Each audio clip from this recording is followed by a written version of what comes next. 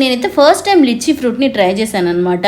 ఇది వచ్చేసి కేజీ 350 పడింది, 300కి ఇచ్చాడు. టేస్ట్ చేసి ఎలా ఉందో చెప్తాను, లాస్ట్ వరకు చూడండి. యూట్యూబ్ లో వీడియోస్ చూసి అసలు ఒకసారి టేస్ట్ చేయాలి. ఇప్పుడు స్టార్టింగ్ లో అడిగాను, అప్పుడు ఎంతో చెప్పాడు.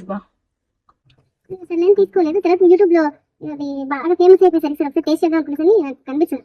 మళ్ళీ ఇప్పుడు ఇటు కోకాపేట ఇటు వస్తుంటే కనిపించి స్మెల్ అయితే సపోర్ట్ అలా ఉంది.